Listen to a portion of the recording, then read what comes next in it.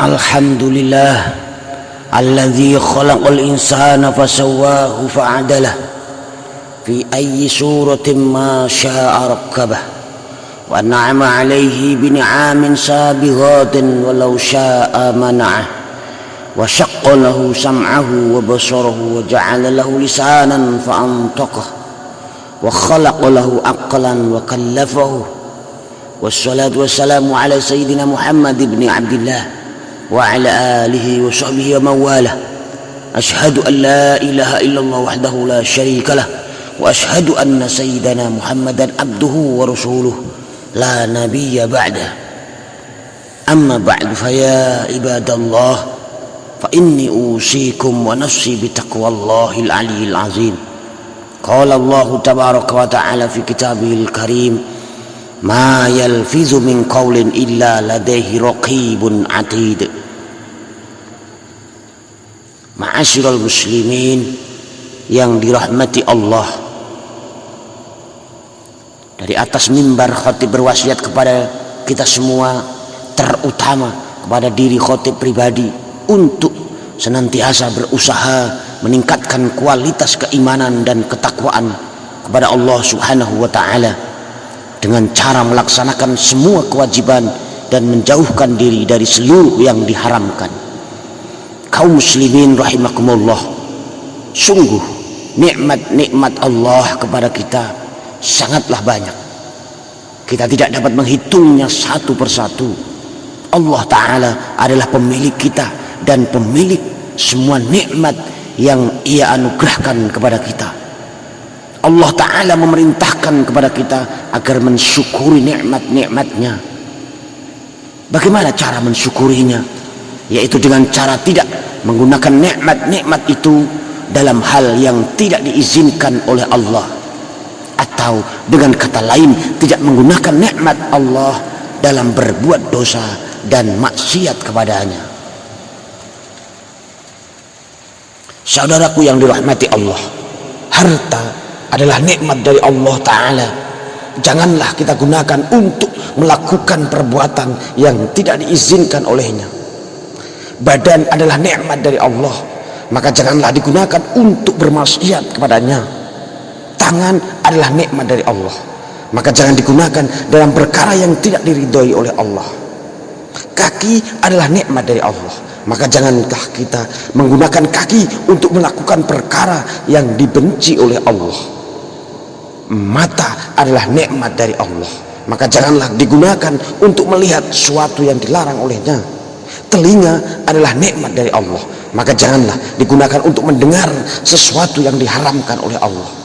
Lidah adalah nikmat dari Allah, maka janganlah digunakan untuk mengucapkan perkara yang Allah haramkan. Saudaraku yang saya cintai, lidah adalah salah satu nikmat yang sangat agung. Dengan memberikan nikmat lidah, Allah telah memuliakan manusia dan memberikan anugerah yang besar kepadanya. Dalam Al-Quran Allah menyebutkan nikmat lidah saat menyebutkan beberapa nikmat kepada para hambanya.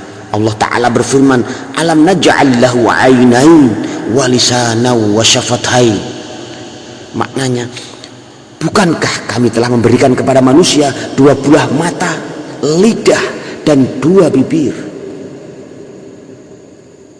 Kaum muslimin rahimakumullah, salah satu bentuk syukur atas nikmat lidah adalah menjauhkan lidah kita dari menyampaikan dan menyebarkan berita bohong, atau lebih sering disebut dengan istilah hoak. Di era medsos seperti saat ini, kita tidak hanya dituntut untuk menjaga lidah, namun kita juga dituntut agar menjaga jempol dan jari-jari kita, karena apa yang kita tulis dengan tangan sejatinya sama dengan apa yang kita ucapkan dengan lisan. Imam Al-Ghazali dalam Ihya Ulumuddin berujar, innal qalama ahadul lisanain. Sesungguhnya pena adalah salah satu dari dua lisan. Tak jarang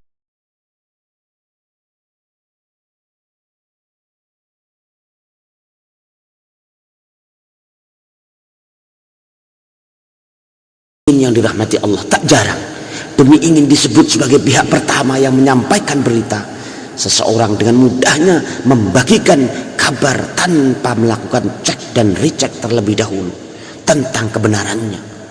Berita itu dengan cepat menyebar dari satu grup WA ke grup WA lainnya, bahkan seringkali menyebar hingga ke berbagai media sosial.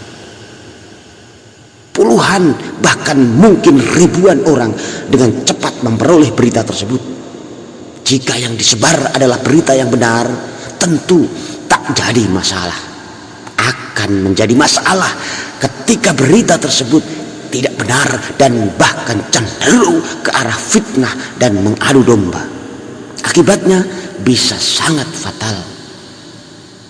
Kaum muslimin yang dirahmati Allah, informasi yang kita sampaikan, jika ia adalah hoak, maka tidak hanya menjatuhkan pelakunya pada dosa bohong, akan tetapi juga dapat menjerumuskannya pada dosa-dosa yang lain.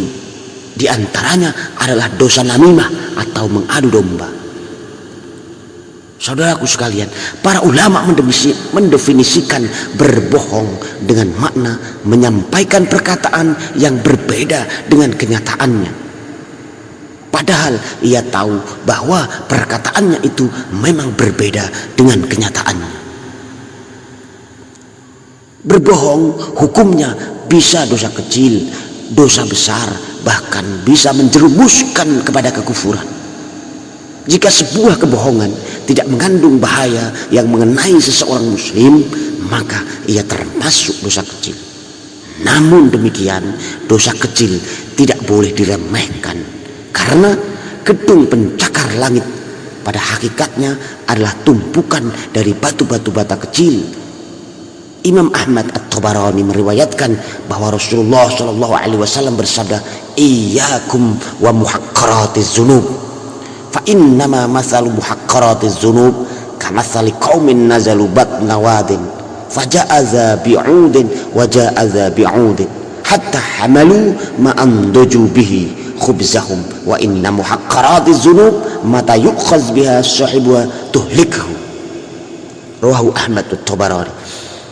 Maknanya, jauhilah dosa-dosa yang remeh atau dosa kecil. Sungguh perumpamaan dosa-dosa yang remeh adalah seperti sekelompok orang yang turun dari singgah di sebuah lembah, lalu satu orang mengumpulkan kayu bakar, satu orang laki datang dengan kayu bakar pula, dan seterusnya hingga mereka mengumpulkan kayu bakar yang cukup untuk memasak roti mereka. Sungguh dosa-dosa remeh itu, jika pelakunya dikenai siksa karenanya, maka dosa-dosa itu akan membinasakannya. Saudaraku yang dirahmati Allah, hadis yang mulia ini menjelaskan kepada kita bahwa dosa-dosa kecil jika terus-menerus dilakukan akan mengantarkan seseorang melakukan dosa-dosa besar. Betapa banyak dosa kecil yang diremehkan oleh pelakunya, lalu ia pun terus melakukan hingga menggiringnya kepada dosa besar dan kadang menyeretnya pada kekufuran. Na'udzubillahi min dzalik. Oleh karenanya, wahai saudaraku, seorang ulama salaf mengatakan, al-ma'asi yuridul kufr kama annal humma yuridul maut. Perbuatan-perbuatan maksiat mengantarkan kepada kekufuran sebagaimana demam mengantarkan kepada kematian. Sedangkan jika sebuah kebohongan mengandung bahaya yang mengenai seorang muslim, maka hal ini termasuk dosa besar. Dan jika dalam kebohongan tersebut terdapat unsur menghalalkan perkara yang telah disepakati keharamannya oleh para ulama dan kalangan awam serta terpelajar mengetahui keharamannya, dan hal itu tidak samar baginya seperti keharaman zina, anal seks, dan mencuri, atau mengharamkan perkara halal yang nyata-nyata halal, yakni kalangan awam dan terpelajar mengetahui kehalalannya seperti jual beli dan nikah, maka kebohongan tersebut adalah kekufuran. Na'udzubillahi min dzalik.